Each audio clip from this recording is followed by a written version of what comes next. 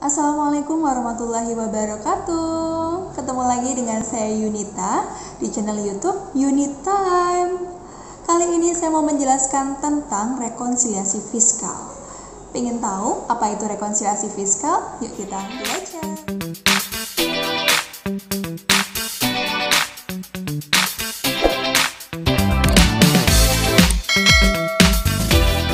Rekonsiliasi fiskal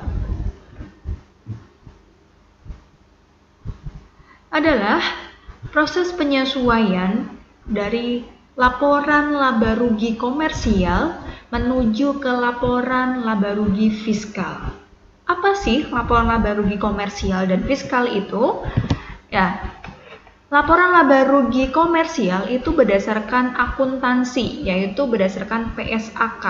Pernyataan standar akuntansi keuangan, ya, dimana ketika Anda belajar akuntansi, ya, Anda akan menghasilkan namanya laporan laba rugi, disebut laporan laba rugi komersial. Sedangkan dalam pajak untuk menghasilkan laba rugi itu berdasarkan Undang-Undang PPH atau Undang-Undang Pajak Penghasilan. Ya. Pada akhirnya antara laba rugi di akuntansi dengan laba rugi pajak itu ada perbedaan. Kenapa kok berbeda? Karena pedoman yang digunakan oleh masing-masing ini juga berbeda. Kalau akuntansi pedomannya adalah PSAK, kalau pajak pedomannya Undang-Undang PPH. Maka dari itu, ketika perusahaan sudah terlanjur membuat laporan laba rugi komersial yang berdasarkan PSAK, kemudian perusahaan tersebut mau melaporkan pajaknya, maka laporan laba rugi komersial harus dikoreksi fiskal.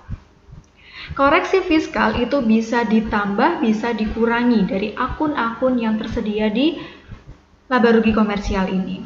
Nanti hasilnya yaitu laba rugi fiskal. Ya, jadi rekonsiliasi fiskal itu adalah suatu cara penyesuaian, ya, dari laporan laba rugi komersial agar menjadi laporan laba rugi fiskal. Caranya bagaimana? Yaitu melalui koreksi fiskal. Ya, bisa dipahami ya caranya. Kalau dalam akuntansi, penghasilan atau pendapatan itu dikurangi biaya akan menghasilkan laba bersih. Sedangkan dalam fiskal itu ada pendapatan yang dikecualikan dari objek. Ya. Ada pendapatan yang diakui sebagai objek. Ya. Ketika tadi pendapatan diakui sebagai objek pajak, maka juga dibedakan menjadi dua. Ada penghasilan tadi dikenakan pajak final, ada yang dikenakan pajak tidak final. Ya. Jadi kalau dalam akuntansi, semua penghasilan atau semua pendapatan itu boleh diakui di dalam laporan laba rugi. Tapi kalau dalam laporan laba rugi fiskal, hanya pendapatan yang termasuk objek yang tidak dikenakan PPH final. Jadi nanti ketika ada pendapatan yang dikenakan pajak final harus dihilangkan, yaitu dikoreksi fiskal. Ketika ada penghasilan yang dikecualikan dari objek pajak juga harus kita hilangkan. Ya, jadi yang masuk pendapatan atau penghasilan dalam fiskal itu adalah objek yang tidak dikenakan pajak final. Selanjutnya biaya. Biaya juga dibedakan menjadi dua menurut fiskal. Ada biaya yang boleh dikurangkan, ada biaya yang tidak boleh dikurangkan. Nanti kalau sudah dipisah-pisahkan, maka pendapatan tadi ya yang tidak dikenakan pajak final akan dikurangi dengan biaya yang boleh dikurangkan. Baru menghasilkan penghasilan neto atau laba fiskal. Dari laba fiskal ini akan dikurangi kompensasi kerugian dari tahun-tahun sebelumnya yang maksimal 5 tahun. Setelah itu penghasilan neto atau laba fiskal tadi setelah dikurangi kompensasi kerugian, ya dikurangi PTKP untuk orang pribadi, ya jika ini usahanya milik orang pribadi maka dikurangi PTKP orang pribadi, baru mendapatkan penghasilan kena pajak atau PKP. Dari PKP tersebut baru bisa dihitung PPH atau pajak penghasilan di akhir tahunnya. Ya, jadi itu alasan kenapa kok sudah buat laporan laba rugi, tapi kenapa harus dikoreksi fiskal, yaitu tujuannya adalah untuk melaporkan pajak di akhir tahun. Seperti itu. Next. Perbedaan antara SAK dengan peraturan perpajakan yaitu terdapat yang bersifat tetap atau permanen dan perbedaan yang disebabkan oleh faktor waktu atau temporary difference. Jadi kalau perbedaan tetap itu sudah mutlak ya, mana yang boleh, mana yang tidak. Sedangkan kalau faktor waktu hanya perbedaan pengakuan waktunya ya. Ada yang langsung boleh diakui, ada yang belum, nunggu uangnya cair dulu, seperti itu. Perbedaan tersebut bisa berakibat bertambahnya laba fiskal dari laba komersial yang mana disebut koreksi fiskal positif. Jadi maksudnya begini ya di poin 1. Ketika ada akun-akun di laporan laba rugi komersial itu dihilangkan, di mana ketika dihilangkan akan mengakibatkan laba fiskalnya naik. Kalau laba fiskalnya naik atau bertambah, maka disebut koreksi fiskal positif. Ya. Jadi dilihat laba fiskalnya naik berarti positif. Sebaliknya, turunnya laba fiskal dari laba komersial disebut koreksi fiskal negatif. Ya, jadi dilihat kalau laba fiskalnya turun disebut koreksi fiskal negatif. Ya. Selanjutnya perbedaan mengenai konsep penghasilan atau pendapatan. Konsep penghasilan dari sisi akuntansi atau SAK adalah penghasilan atau income adalah kenaikan manfaat ekonomi selama suatu periode akuntansi dalam bentuk pemasukan atau penambahan aktiva atau penurunan kewajiban yang mengakibatkan kenaikan ekuitas yang tidak berasal dari kontribusi penanaman modal. Ya, jadi kalau di sini penghasilan dalam akuntansi itu adalah kenaikan manfaat ekonomi selama suatu periode akuntansi. Dari sisi fiskal, konsep penghasilan tidak jauh berbeda dengan konsep akuntansi, yaitu segala tambahan kemampuan ekonomis yang diterima atau diperoleh wajib pajak yang berasal dari Indonesia maupun dari luar Indonesia yang bisa dikonsumsi atau menambah kekayaan wajib pajak dengan nama dan dalam apapun. Lebih lanjut, fiskal membedakan penghasilan tersebut menjadi 3 kelompok ya. Jadi penghasilan ada yang termasuk objek pajak penghasilan, ada penghasilan yang bukan merupakan objek pajak penghasilan, dan penghasilan yang dikenakan pajak penghasilan final. Ya, jadi kalau menghitung rekonsiliasi fiskal, pajak yang bukan merupakan objek pajak dan yang dikenakan penghasilan final ini harus dikoreksi fiskal, dihilangkan. Maka yang tersisa di laporan fiskal hanya objek pajak penghasilan. Selanjutnya, ada perbedaan pengakuan penghasilan. Secara umum, SAK mengakui penghasilan dengan menggunakan dasar waktu atau accrual basis. Jadi maksudnya begini, kalau accrual basis itu boleh diakui sebagai pendapatan asalkan jasa sudah diberikan, gitu ya.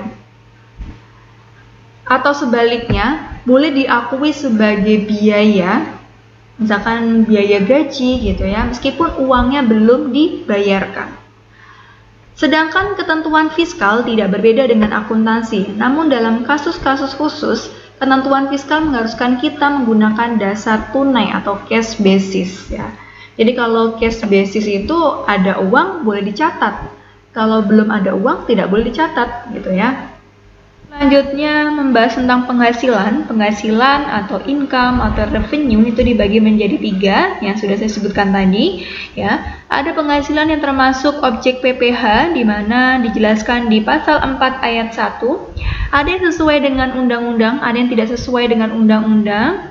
Berarti kalau tidak sesuai harus disesuaikan ya, harus dikoreksi fiskal. Bagi penghasilan yang terlalu banyak harus dikoreksi negatif ya. Jadi kalau terlalu banyak kan berarti harus dikurangi. Kalau dikurangi maka laba fiskal menurun, masuk ke koreksi negatif.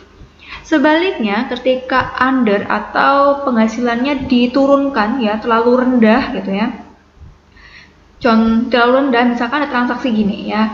Ada perusahaan yang menjual ke perusahaan yang lain itu seharga 10 juta. Tapi menjual ke perusahaan B karena punya hubungan baik, relasi yang baik, maka harganya diturunkan ya. Menjadi tidak wajar gitu ya. Maka kalau terlalu rendah harus dinaikkan sesuai harga wajarnya. Berarti kalau dinaikkan laba fiskalnya naik, berarti masuk ke koreksi positif gitu. Selanjutnya ada juga penghasilan yang objek PPh final, yaitu dijelaskan di pasal 4 ayat 2. Berarti kalau masuk ke objek PPh final, berarti penghasilan tersebut harus dihilangkan. Kalau penghasilannya dihilangkan, laba fiskalnya itu turun ya, berarti masuk koreksi negatif. Begitu juga penghasilan yang bukan objek PPh pasal 4 ayat 3 ya. Jadi bukan objek pajak, berarti harus dihilangkan penghasilan tersebut ya. Kalau penghasilannya dihilangkan, otomatis labanya kan turun. Kalau laba turun, berarti masuk ke koreksi negatif. Begitu. Bagaimana penjelasan terkait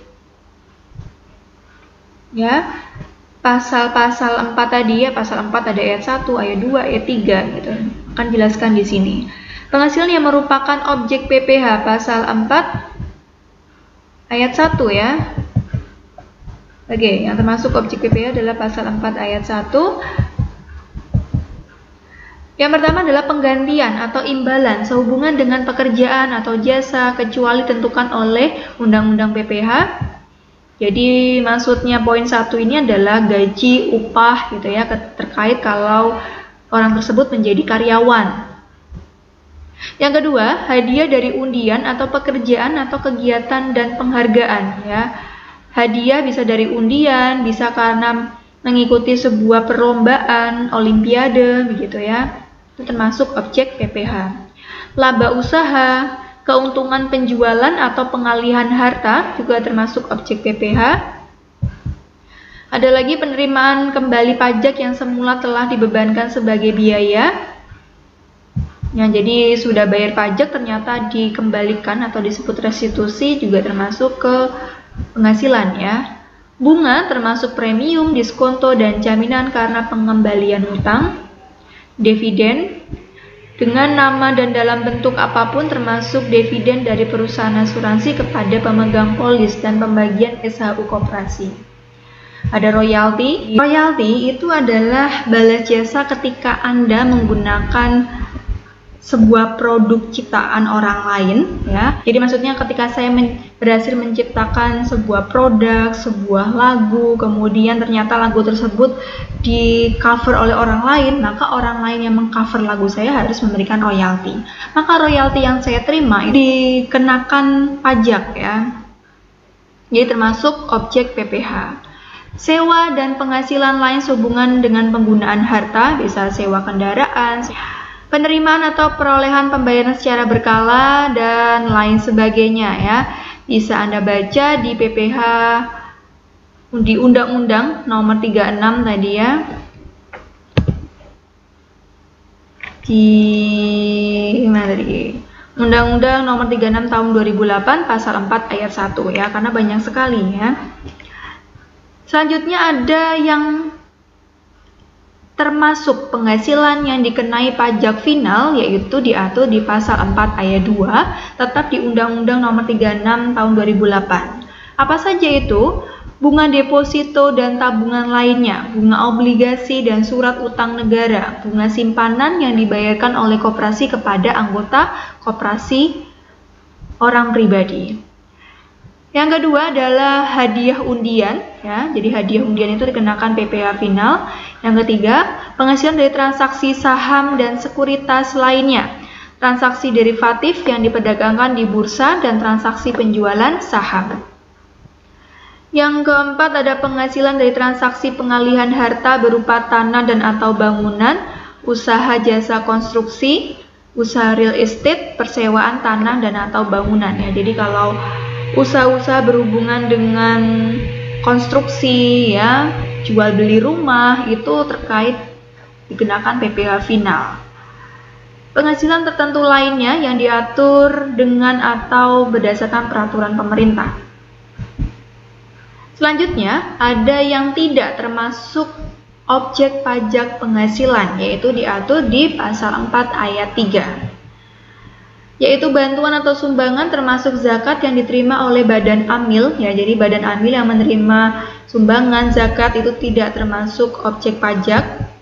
Warisan, harta termasuk setoran tunai yang diterima oleh badan termasuk pengganti saham atau penyertaan modal. Jadi kalau perusahaan menerima setoran modal dari pemiliknya, ya berarti tidak termasuk objek pajak. Penggantian atau imbalan sehubungan dengan pekerjaan atau jasa dalam bentuk natura atau kenikmatan dari wajib pajak atau pemerintah ya. Jadi natura atau kenikmatan itu termasuk ya, tidak termasuk objek pajak.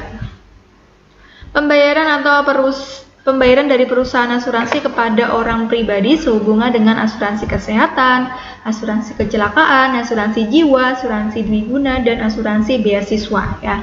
Jadi kalau Anda menerima klaim dari BPJS berupa asuransi kesehatan, asuransi kecelakaan ya, maka itu tidak termasuk objek pajak ya. Berarti nggak dipotong pajak. Ya masa iya sih orang sakit ya dipotong pajak, kan ya kurang manusiawi ya.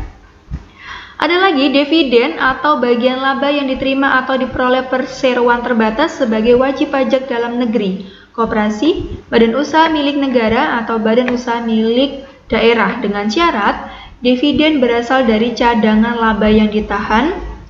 Bagi perseroan terbatas, badan usaha milik negara dan badan usaha milik daerah yang menerima dividen, kepemilikan saham pada badan yang memberikan dividen paling rendah 25% dari jumlah modal yang disetor.